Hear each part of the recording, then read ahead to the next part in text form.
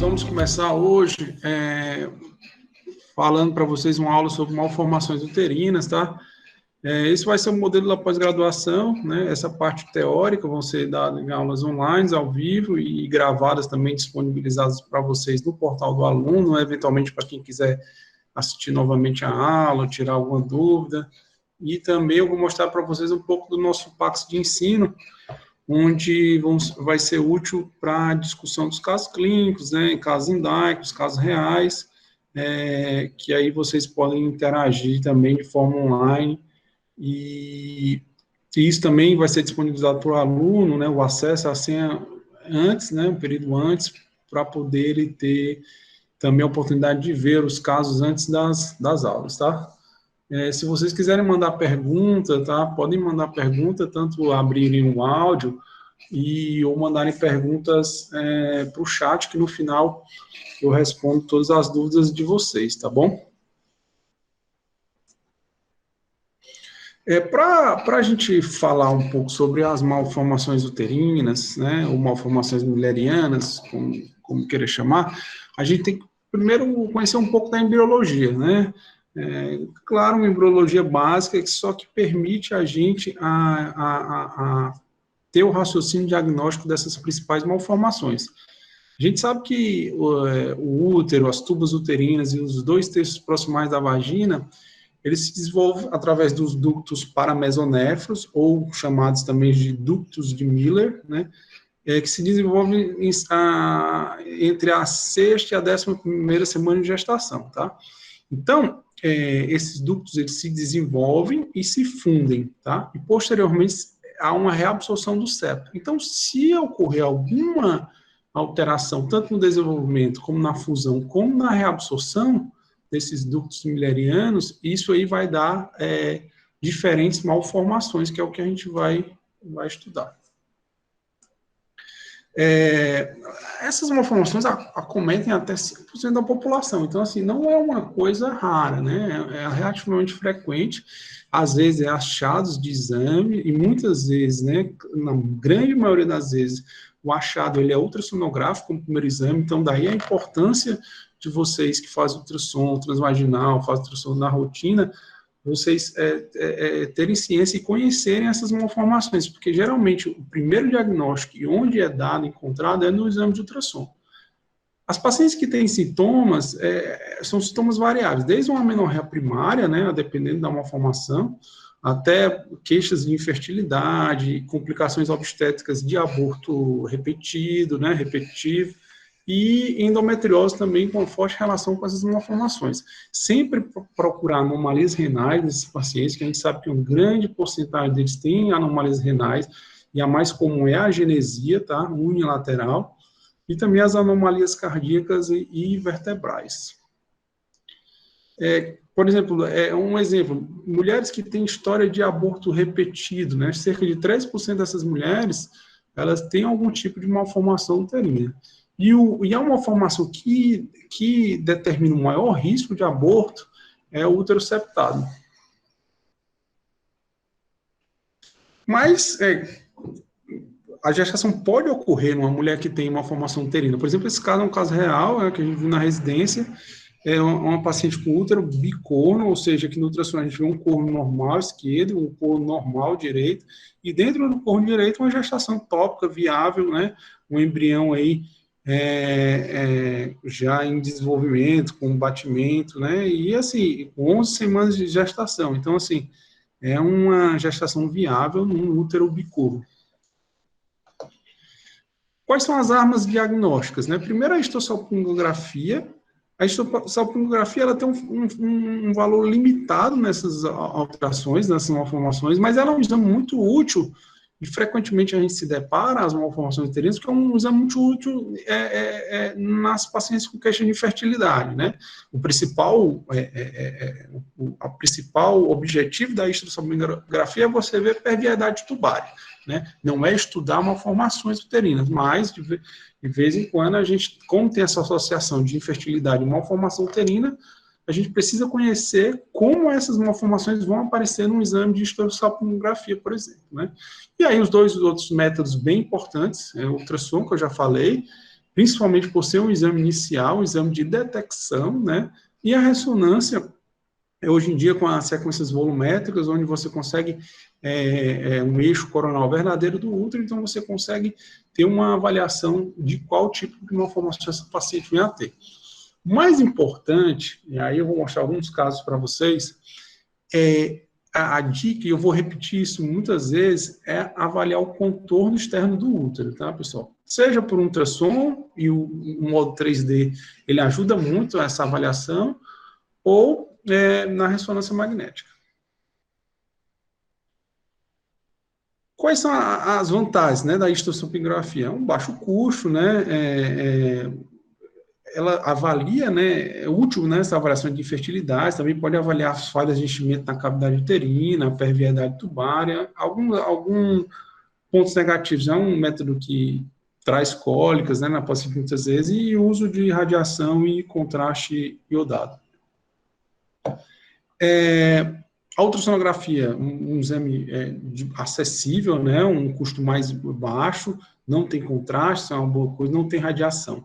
E ela permite você avaliar esse contorno externo uterino, principalmente eu vou bater muito nessa tecla, na diferenciação, por exemplo, do útero bicorno, do útero septado. Acho que todo mundo tem que sair daqui sabendo fazer essa diferenciação, porque isso é muito importante no manejo clínico desses pacientes, tá?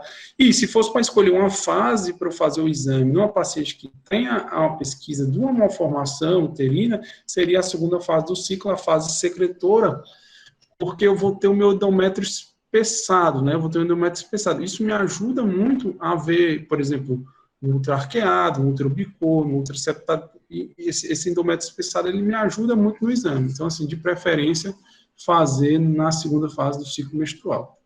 Tem uma imagem, né, da literatura mostrando os 3 planos do útero, né? Ele consegue fazer no 3D, por exemplo, um corte coronal verdadeiro, isso é um útero normal. Então, a avaliação desse contorno aqui, que é um contorno normal, convexo, é muito importante na diferenciação das anomalias müllerianas, tá?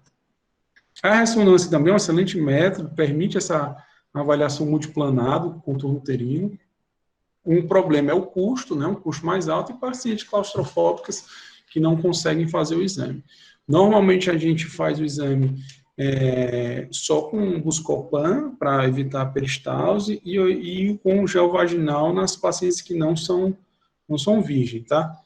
O contraste para avaliação de malformação mülleriana não é necessário, né? Então, se eventualmente vier com essa queixa, você pode até se abster do contraste endovenoso, tá?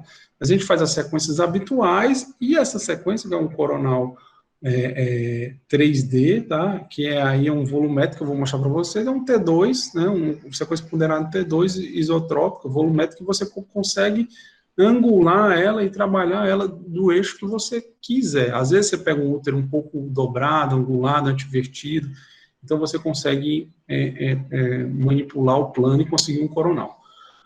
E também é importante, sempre nos exames da pelve, nesses pacientes com queixa clínica de uma anomalia mülleriana, é você fazer um coronal que pega o abdômen superior, né, para você avaliar se tem rim ou não, se a paciente tem alguma anomalia renal, visto essa associação bem frequente.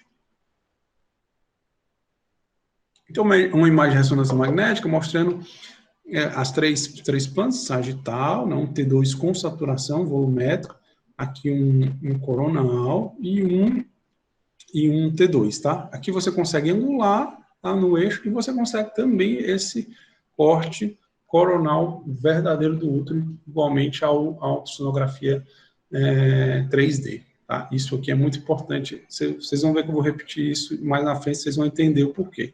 Então, eu falei da embriologia e a gente viu aquelas 3 fases do desenvolvimento, né? Primeiro, o próprio desenvolvimento do ducto de Miller, a fusão deles, né? E depois que eles se fundem, a reabsorção do septo uterino, né? Do septo uterino e vaginal, tá? Se eu tiver alguma alteração no desenvolvimento desse ducto de Miller, eu vou ter uma aplasia, né, um síndrome de Mayer-Rokitansky, ou eventualmente uma hipoplasia, um útero hipoplásico, uma vagina curta, uma vagina sem os 2 terços proximais, tá? Então, qualquer anomalia do desenvolvimento, ela pode ser combinada ou não, eu vou ter diversas alterações no desenvolvimento, né, no desenvolvimento desses órgãos pélvicos, tá? Lembrando que é útero, anexo e os 2 terços superiores da vagina, tá?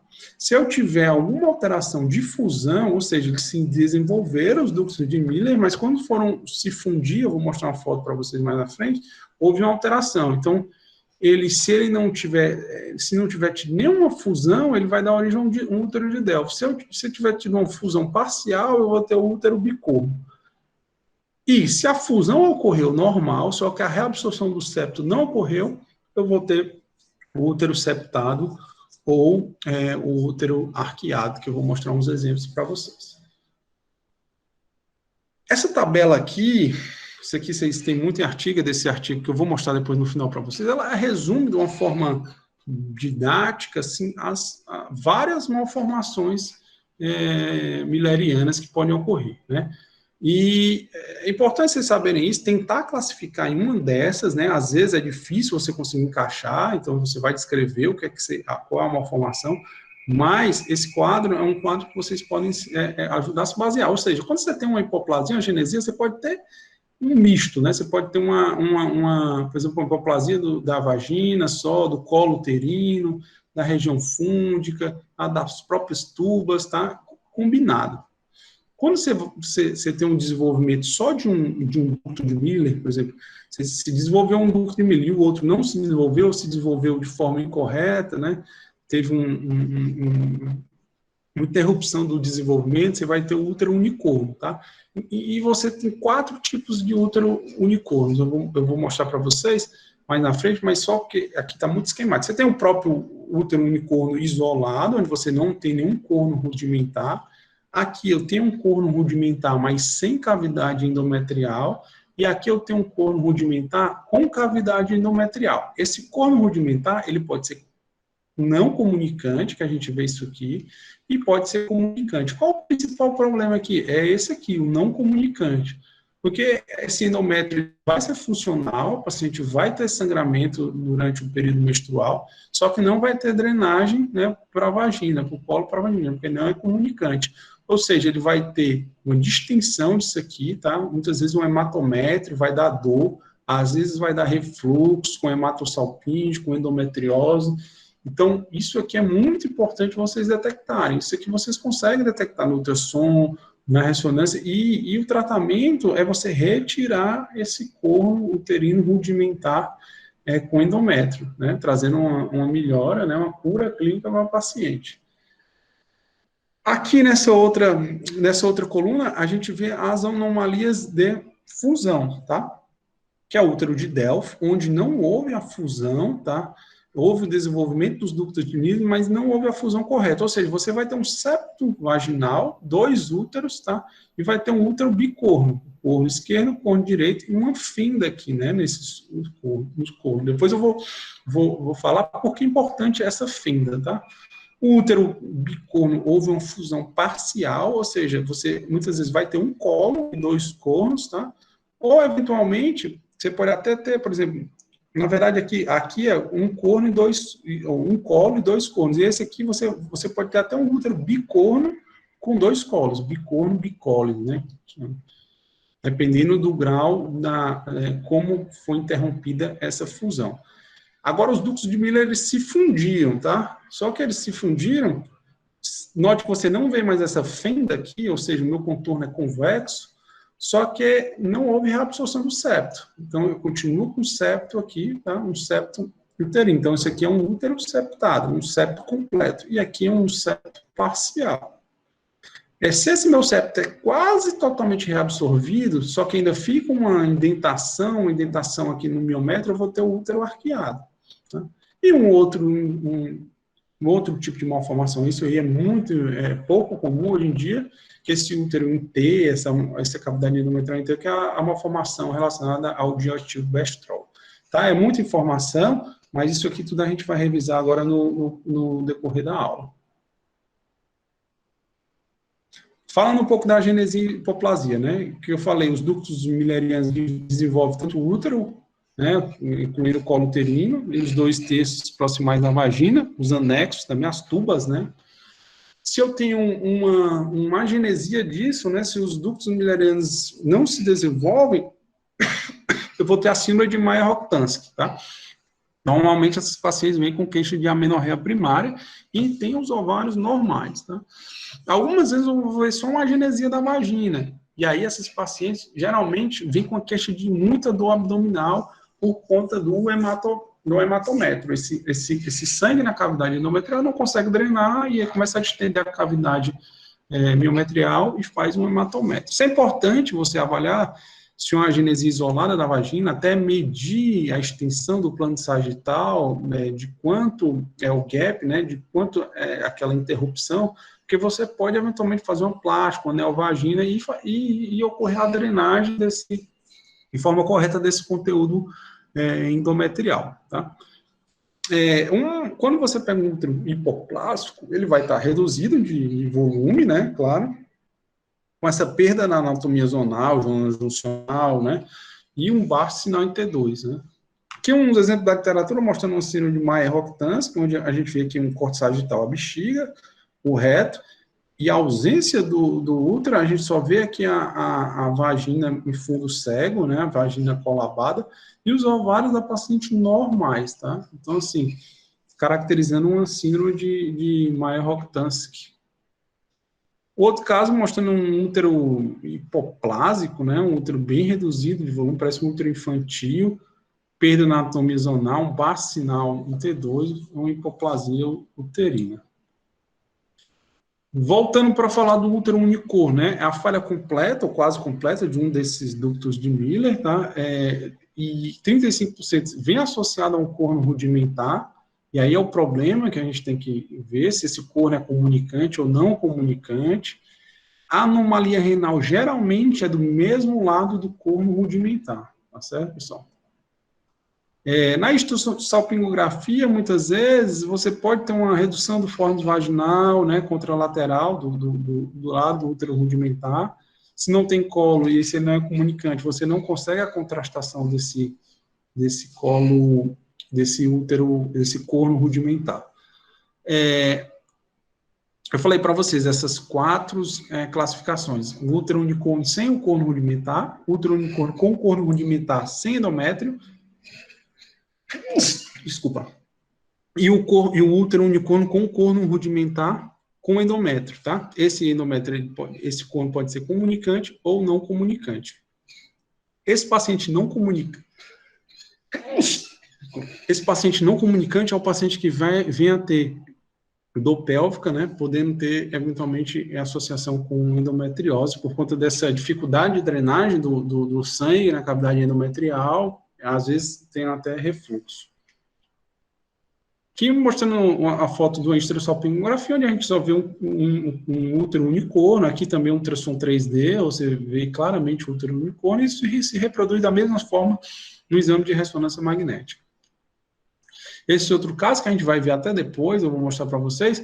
Então, a princípio, você pensa, não, isso aqui é um útero bicorno, eu estou vendo um corno aqui à direita e um corno aqui à esquerda. Só que esse corno aqui era um corno rudimentar. Por quê? Ele não tinha colo uterino, tá? Ah, Clóvis, mas esse aqui está maior do que esse. Então, esse aqui é o corno rudimentar. Não, esse aqui está maior porque é um corno rudimentar com endométrio. E esse endométrio está sangrando. Isso aqui é um coágulo dentro, ou seja, ele está fazendo um hematométrio. Ele está aumentando de tamanho, mas ele é rudimentar. Ele não consegue drenar. Ele é um corno rudimentar com endométrio não comunicante, tá? Isso aqui causa muitos sintomas para o paciente. Mostrando o mesmo paciente, ó, o sangue dentro da cavidade, o sangue na tuba, distendendo a tuba, né? Fazendo um hematossalpinge também. Passando um pouco para as anomalias de fusão, né? O útero de Delphi, e esse gráfico ele mostra muito o que é o útero de Delphi, tá? É uma falha completa na fusão. A gente vai ver 2 colos uterinos, tá? 2 cornos, a gente tem uma fenda no contorno externo do útero, A gente tem um septo longitudinal na vagina e muitas vezes esse septo transversal aqui na vagina, tá? E esse septo transversal, ele é o vilão, porque o que acontece? A menstruação, né, o sangue não consegue escoar na vagina, isso aqui causa retenção, né, de sangue aqui, distensão, dor, às vezes faz um hematococo, um hematométrio, né, às vezes tem a anomalia, tem associação com endometriose, e a anomalia renal é sempre do lado do septo transverso. Então, eu tenho dois colos e um septo vaginal. E qual a diferença de Delphi e bicórnio? É somente onde houve a falha da fusão, né? No de Delphi, na verdade, não houve o desenvolvimento dos ductos milerianos, tá? Mas não houve a fusão, tá? Não houve nada de fusão. Então, eu tenho um útero de Delphi. Se eu tenho uma fusão parcial, por exemplo, aqui, eu vou ter, por exemplo, um colo único, tá? Uma vagina normal, só que eu tenho dois cornos, tá? Então, eu tenho um útero bicorno. Eu poderia, eventualmente, também ter um útero bicorno bicolis, tá?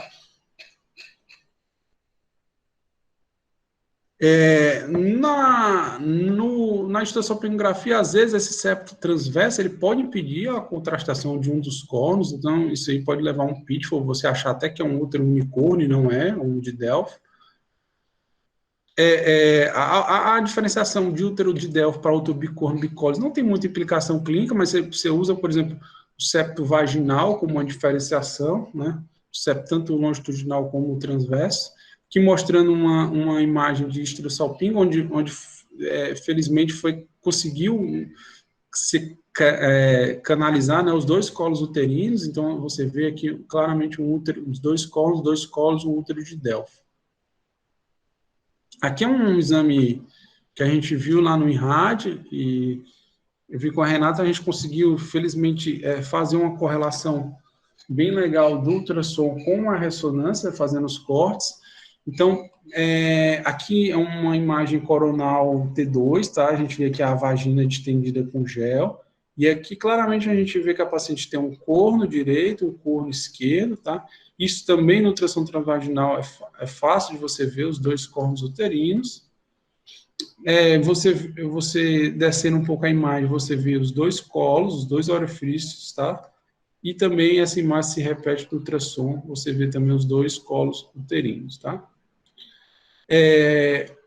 Aqui com gel na vagina, distendendo o paciente, você consegue ver claramente o septo vaginal. Isso no ultrassom também você usando, muitas vezes facilita você usar o gel, né? Dentro de estender um pouco o gel vaginal, do mesmo jeito que você usa para endometriose, por exemplo, você consegue ver o septo vaginal também, tá? Essa paciente, além disso tudo, desse útero de Delphi, ela tinha um endometrioma aqui no ovário esquerdo, então você vê esse cisto com esse sinal baixo em T2, esse degradê, tá? Aqui um sinal mais alto, aqui um sinal mais baixo, um degradê, mostrando sangue em várias áreas, em vários tempos de oxidação, então isso advém de vários sangramentos. Aqui eu tenho uma sequência T1 com saturação, mostrando que isso era um conteúdo hemorrágico, né, com alto sinal de T1, e não trouxe aquele típico aspecto de endometrioma, né, aquele cisto com conteúdo espesso, achocolatado, né, vamos dizer. Então, essa paciente, ela tinha um útero de Delphi, tinha um endometrioma, e ela ainda tinha aqui no ultrassom, você consegue ver na região retrocervical, né, uma placa de endometriose, né, que também se mostra na ressonância magnética, esse mesmo achado. Falando um pouco sobre o útero bicorno, né, ocorre devido à fusão incompleta, tá? É difícil, às vezes, você diferenciar um septário, e eu vou mostrar para você como essa diferenciação, que é muito importante, tem que se basear nessa fenda, tá? Maior do que 1 centímetro, e a sensibilidade é muito alta, tá? Ele pode ter um colo, 2 colos. Geralmente, esses pacientes são assintomáticos, podem até ter gestação, que a gente viu no começo da aula, aquela gestação tópica no útero bicorno. Na esterossalpingografia, você pode diferenciar, tem sinais que podem ajudar a diferenciar, por exemplo, do útero septado, que é esse ângulo dos dois cornos, tá? Se eu tenho esse ângulo maior do que 105, ou seja, um ângulo bem aberto, isso me sugere que seja um útero bicorno, seriam dois cornos. Por exemplo, aqui eu tenho um útero bicorno com um colo, né? Uma outra imagem também mostrando o útero bicorno parcial, né? Aqui com um colo também, mostrando a fenda, tá? Isso é um corte coronal. E aí, pessoal, se eu fosse dizer para vocês, ó, guardem um slide da aula para vocês, né? Não tem aquilo, né? Guardem esse slide, tá? Então, assim, na prática clínica, quem trabalha com ultrassonografia pélvica e ressonância pélvica, não é raro você se deparar com essas malformações. E aí um problema, muitas vezes, é você conseguir diferenciar, eventualmente, um útero bicorno do útero septado, tá? Então, qual é a dica, né? E o que é que você deve se basear nisso, né? Você deve traçar primeiro uma linha intercornual, tá? Aqui, ó, onde tem os orifícios das tubas, tá? Você traça uma linha aqui, né? Onde termina o endométrio. Traçou essa linha, você faz uma medida, tá? Em 90 graus para a serosa do útero. Você vê aqui que a gente tem uma fenda, tá? Então, eu meço essa distância dessa linha até o final, para a fenda. Se essa distância aqui é maior do que 1 centímetro, tá? Eu tenho uma 100% de sensibilidade, especificidade na diferenciação das anomalias de fusão e de reabsorção. Isso não foi eu que disse, isso é o artigo. Então, isso aqui, quando tem essa linha, essa distância maior de 1 centímetro, você tem 100% de sensibilidade em dizer que isso aqui é um útero bicorno, tá? Ou um de Delfa, a depender do caso. Mas isso aqui, ele faz a diferenciação do útero bicorno para o septado, tá? Então, assim, mais do que 1 centímetro é essa fenda, a sensibilidade é lá em cima. Ah, Cláudio, mas deu 0,8. Ainda continua sendo o útero bicorno. Você só vai falar em útero septado se você traçou a linha e essa distância foi positiva acima de 5 milímetros, tá? Ou seja, eu tenho Por isso que é tão importante, eu falei várias vezes para vocês, essa avaliação do contorno externo do útero, tá? Se eu tenho um contorno externo convexo, tá? Essa distância aqui vai ser maior, né? Vai ser maior do que 5 milímetros, tá? Então, quando eu tenho esse contorno convexo, distância maior do que 5 milímetros, eu vou estar em frente de um útero septado, tá? Pode ser septo miometrial, septo fibroso. Se eu tenho uma fenda maior do que 1 centímetro essa distância, eu tenho um útero bicorno, por exemplo, aqui, onde eu tenho um útero bicorno com um colo, e aqui eu tenho um útero, posso ter aqui ainda é um útero bicorno com um colo, mas eu poderia eventualmente ter um útero de Delfa, se eu tivesse 2 colos, se eu tivesse o septo. Eu estou falando que a diferenciação é das anomalias de fusão para as anomalias de reabsorção, tá? Ou seja, aqui eu tenho 2 úteros bicornos, tá? A diferença é, esse aqui eu tenho mais de 1 centímetro, esse aqui eu tenho um positivo, mas eu tenho menos do que 5 milímetros. Eu continuo tendo o útero bicorno. Eu só vou falar em útero septado se essa distância for positiva maior do que 5 milímetros. Eu acho que eu perdi um pouco de tempo aqui, mas para deixar claro, espero que vocês tenham isso na mente. Então, sempre quando tiver na frente de uma malformação mulleriana, o plano que vai ajudar vocês é o plano coronal verdadeiro do útero. Por quê? Por conta dessa medida, entendeu? Por conta dessa avaliação do contorno externo da região fúndica do útero. Tá bom, pessoal? Mostrando, por exemplo, um caso de ultrassom 3D. Aqui eu tenho uma fenda, então isso aqui é um útero bicorno, tá? Aqui a minha distância é positiva, mais do que 5 milímetros, eu tenho um útero septado. Falando mais do útero septado, é bem comum, né, o útero septado, dessas malformações, tá? Existe a fusão dos ductos mullerianos, mas não há a reabsorção desse septo. E essas pacientes podem vir com abortos repetidos, né? A principal queixa é aborto repetido. Esse septo fibroso esse septo pode ser tanto fibroso ou pode ser miometrial. E geralmente o tratamento é cirúrgico, né? Dessas pacientes que querem gestar, você faz a retirada desse septo. A diferenciação na histerosalpingo, que eu tinha mostrado para vocês mais na frente, uma hístero de um útero bicorno, onde você tem esse ângulo maior do que 105. Você pode até usar isso também na sua ressonância magnética, é um fator a mais dessa diferenciação. Quando você olha aqui, por exemplo, essa estereossapingografia, você vê que esse ângulo é bem menor, ou seja, é um ângulo aí menor de 75 graus, tá? No útero septado. Aqui mostrando o útero septado, ó, eu fiz um corte coronal, baseado no T2,1 que eu passaria a linha, né, intercornual e mediria a distância dessa linha para a acerose uterina. Acima de 5 milímetros é um útero septado, com um componente miometrial do septo e um componente fibroso do septo. Terminando, tá, nossa aula, falar um pouco do arqueado, que também uma formação comum, tá? Isso gera, muitas vezes, vem do ultrassom, depois vai para a ressonância, com um certo grau de ansiedade das pacientes, mas isso é uma formação que não apresenta associação com perda gestacional. O que ocorreu? Ocorreu quase toda a reabsorção desse septo uterovaginal, sobrou apenas uma pequena indentação ali da região miometrial no fundo uterino. Né? É uma variante da normalidade. O contorno externo do uterino também é normal. Então, você vai ver o contorno externo normal, tá? Aqui no 3D, uma pequena indentação aqui no coração, na região fúndica do útero, mostrando também o mesmo aspecto aqui na estereossalpingografia. Eu geralmente descrevo, principalmente quando vem para pesquisar, quando vem isso na alteração em exame de ultrassom, por exemplo. Aqui mostrando na ressonância, uma sequência pós-contraste, também o mesmo aspecto dessa pequena barriguinha aqui, essa indentação miométrico característica do útero arqueado. Há uma formação relacionada ao dietilobestrol, hoje em dia é muito raro, isso era mais encontrado antigamente, onde as mulheres grávidas usavam esse dietilobestrol, que era um estrógeno sintético, e as crianças poderiam desenvolver essa alteração, essa malformação T, bem irregular, na cavidade miometrial. Hoje em dia isso aí é muito, muito raro, isso aí se cai e se aparece, porque é só em prova mesmo. Para quem gosta de caso clínico, um caso clínico aqui do Hospital das Clínicas,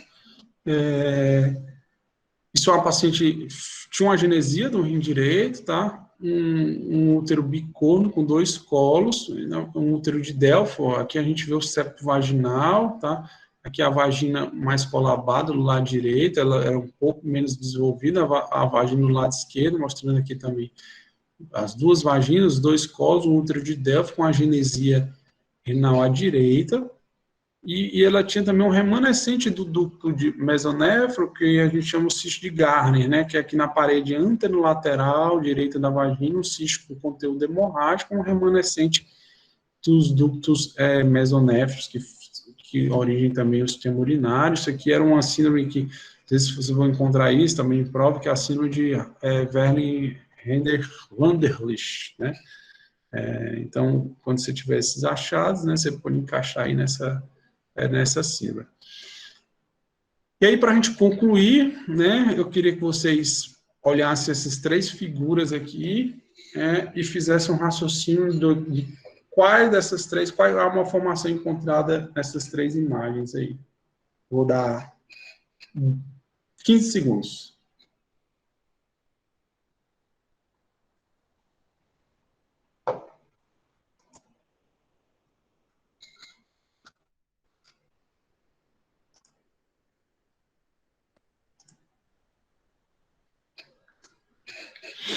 Então, vamos olhar primeiro essa, contorno externo do útero, olha logo para lá, é convexo, né? Se eu traçar uma linha para cá e medir a distância, ela vai dar provavelmente maior do que 5 milímetros, tá?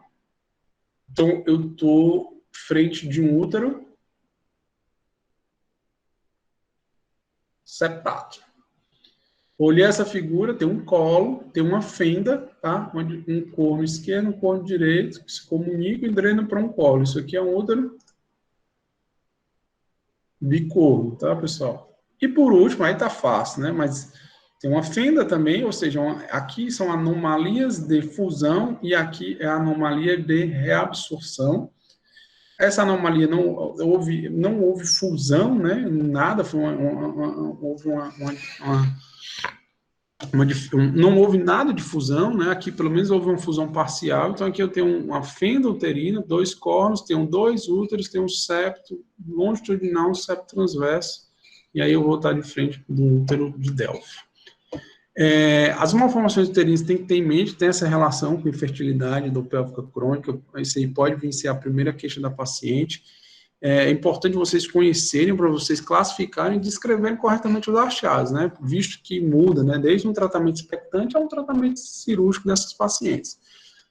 As armamentos que vocês têm, esses 3 métodos, mas principalmente o ultrassom como método, você tem que conhecer que na maioria das vezes, quando é um método de diagnóstico, é onde você faz a triagem desses pacientes, e você vai ver se realmente é um paciente que vai se beneficiar da ressonância para avaliação de todo o contexto, né? A avaliação daquele plano coronal. Se você tem ultrassom 3D, muitas vezes, mesmo sem um 3D, até usando uma dica aí, você usar o suprapúbico, quando você tiver uma queixa de malformação, se você tiver o 3D, ótimo. Se não tiver o 3D, você pede a paciente encher um pouco a barriga e usa o convexo de acesso suprapúbico, e você consegue, muitas vezes, fazer a imagem coronal desse útero.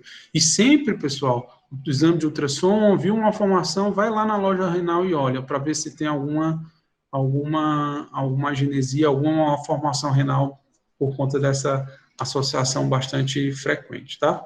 Isso aqui é a bibliografia, esse aqui é um artigo bem legal, que tem aquela tabela que eu mostrei para vocês aí no começo da aula, tá? Muito obrigado. Eu vou mostrar para vocês agora só um pouco de como funciona a parte prática de casos, tá? Queria que vocês ficassem só um pouco aí, a gente vai ver uns casos também, eu vou mostrar para vocês uns casos. Aqui é o nosso portal, tá? A gente tem um Pax, onde cada aluno vai receber uma senha de acesso individual. O aluno vai entrar no sistema, tá? Aqui a gente seleciona, a gente tem carregado todos os casos em DICOM, seja ele ressonância de mama, por exemplo, mamografias, né? A gente consegue carregar tudo aqui. Isso aqui foi num curso recente que a gente fez, e você consegue visualizar em casa, né, como se fosse lá dando um exame mesmo em DICOM, normal, num Pax, né? Então, mostrando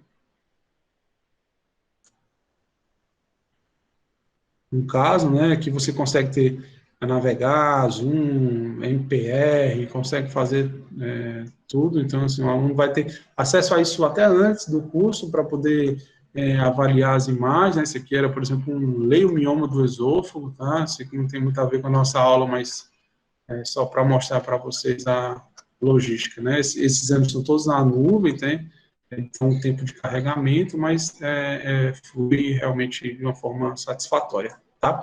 Eu vou mostrar para vocês alguns casos, não está aqui carregado, né, na nuvem, mas está aqui no Pax, tá? Então, vamos ver aqui 3 casos interessantes de malformações uterinas, tá, pessoal?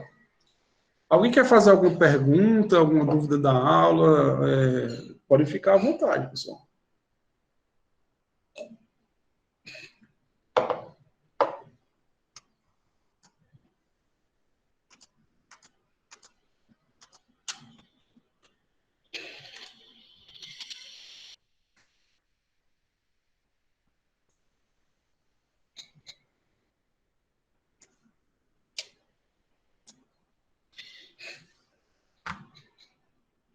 Estão tímidos, não querem perguntar nada. Mas vamos lá. Então, vou mostrar esse caso para vocês. Esse aqui é uma sequência de ressonância, né? Vocês vão aprender aí a parte básica de anatomia de ressonância, né? De como ver um exame, né? As principais sequências que a gente usa. Isso aqui é aquela sequência que eu falei para vocês de um volumétrico coronal, tá? Então, com essa sequência, por exemplo, eu consigo, eventualmente, se eu pegar um útero angulado, dobrado, né? Eu consigo, por exemplo, aqui está o útero, né? Então, assim, eu consigo angular o meu útero do jeito que eu que eu quero. Vou mudar aqui, vou angular, vou deixar bem um corte, tentar fazer um corte mais coronal aqui para vocês verem. É um corte isotrópico. A maioria dos aparelhos de ressonância tem isso aqui. Então, eu consigo ver claramente aqui os dois colos da paciente, né? O corno esquerdo e o corno direito, a cavidade endometrial, né? Mostrando também os dois colos, né? Um colo e o outro colo, tá? Aqui a vagina distendida por gel. Eu posso até, vamos ver a vagina, eu posso pegar e fazer aqui, tentar fazer um corte, né? Oblíquo da vagina. Então, eu estou vendo, ó, que essa vagina aqui, ela tem um septo também, né? Ó. Então, eu tenho um útero com dois colos, né? Bicorno, bicólos com septo. Isso aqui é um útero de Delphi, tá? E aí, se aqui, por exemplo, Cláudio, mas você nem fez a medida do fundo uterino, né, e tal. Mas olha o tamanho dessa fenda aqui, né? Totalmente separada as cavidades, ou seja, isso aqui não houve a fusão, né? Eu não tenho uma anomalia de reabsorção como o útero septado, onde isso aqui está tudo junto, né? E o que não houve foi a reabsorção do septo. Isso aqui são todos separados. Então, assim, não preciso nem medir linha antercornual aqui, se eu quisesse medir, depois eu vou botar outro caso que dá para medir, mas assim, que isso aqui tem uma baita fenda, né? Então, assim, não tem dúvida que isso aqui seria um útero de Delphi. Mostrando aqui para vocês também esse caso que aí, ó, no T1 com saturação, que é onde a gente vê sangue, ó, no endometrioma. Vou dividir aqui e mostrar o T2. Então, a gente vê o ovário direito, um ovário normal, cheio de folículos, e o ovário esquerdo com esse cisto hemorrágico, um conteúdo de alto sinal T2, fazendo um sombreamento, né, o sinal do Shein, então, ou seja, um endometrioma, tá? E aqui, ó, no plano sagital, onde a gente vê a vagina, tá? A gente vê a bexiga e o reto, a gente vê essa placa aqui, ó, de baixo sinal T2, ó. Bem nessa região, onde é bem frequente a endometriose, então é uma paciente que também tinha um endometrioma e tinha também endometriose profunda no compartimento posterior retrocervical. Certo, pessoal? Dúvidas? Vamos passar para outro caso, então, para a gente ver.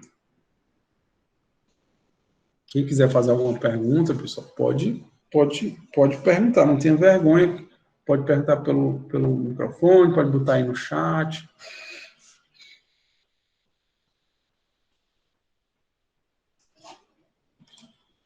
Então, vamos para esse outro, é um paciente de 27 anos, tá? Então, opa, aqui está diferente, né? Você vê que as cavidades estão juntas, né? Então, será que isso é um bicorno de Delphi? Ou será que são septados? Que é que a gente vai ver o contorno do fundo uterino. Então, eu vou usar essa sequência aqui para a gente tentar fazer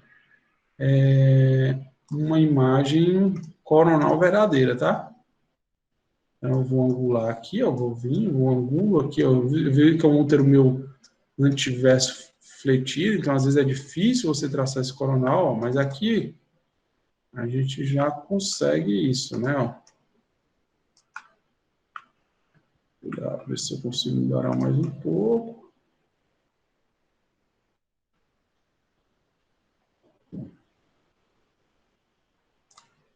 Pronto. Então eu tenho vamos olhar como é que tá não tem a fenda, né? O contorno interno. Opa, então já acendendo isso aqui provavelmente não tem fenda, né? Isso deva ser um útero septado, tá? Mas a gente pode fazer lá aquela linha intercornual, né? Então, a gente vai lá.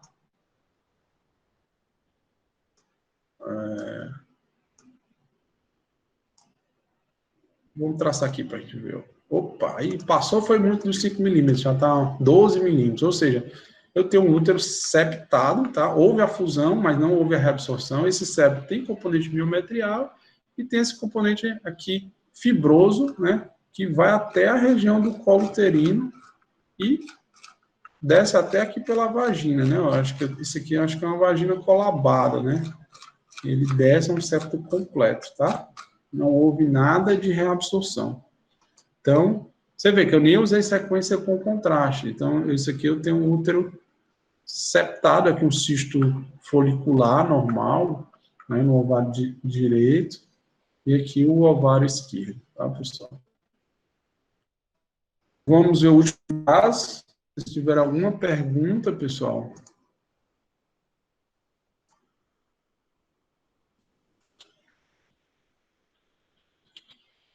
Essa é uma paciente de 12 anos que veio com dor pélvica crônica, tá?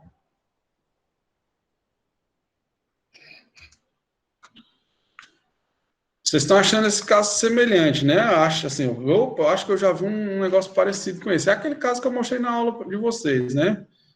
Será que é um útero bicorno? Ah, poderia ser. Ah, tem uma fenda aqui, a separação. Poderia até ser, mas por que que não é? Se vocês olharem aqui, ó, esse útero aqui é normal, esse corno, ele tem um colo, ó, bonitinho, colo, só que esse outro útero aqui, ele não tem colo, ele se interrompe aqui, ou seja, ele é mal formado. Ele é um corno rudimentar. Ah, Cláudio, mas ele está muito maior do que o outro. Mas ele está muito maior do que o outro porque ele é um corno rudimentar não comunicante com o endométrio. Então, se eu olhar aqui, por exemplo, a sequência T1, que é uma sequência boa para ver sangue, tem um com saturação. Vamos ver se carrega aqui.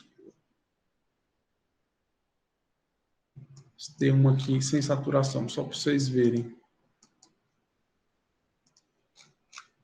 Ó, cheio de sangue aqui dentro, né? Ó, sangue na tuba, né? Ou seja, eu tenho um útero, esse aqui é o corno rudimentar, com endométrio não comunicante, tá?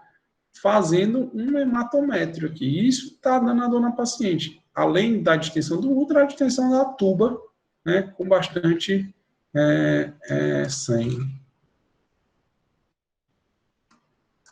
Vamos ver uma pergunta? Ah, o Danielzão. Valeu, Daniel.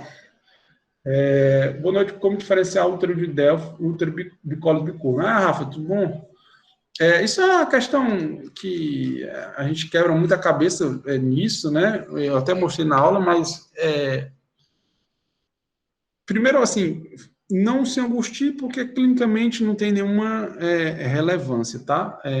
Alguns artigos falam para você ver no colo uterino o quanto de miométrio tem, mas assim, na prática, o que eu levo em conta, se eu tenho um bicorno com dois colos, um útero bicorno bicólis, eu falo quando um bicorno bicólis quando não tem septo vaginal. Se é um útero bicorno bicólis, né? Ou seja, tem dois cornos, dois colos e tem um septo, é o útero de Delphi, tá? Então usa o septo como um norte, porque o que acontece?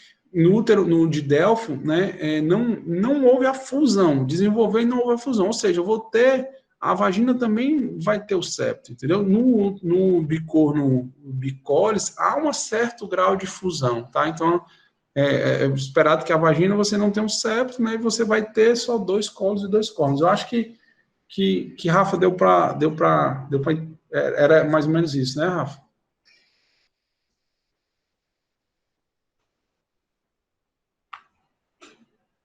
E André, valeu, rapaz. Você aprenda com você aqui, rapaz.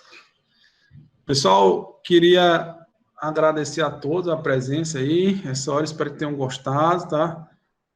Qualquer coisa depois, quem tiver aí no WhatsApp, meu e-mail, tiver alguma dúvida, quer mandar por e-mail, pelo Zap, a gente está disponível, tá bom?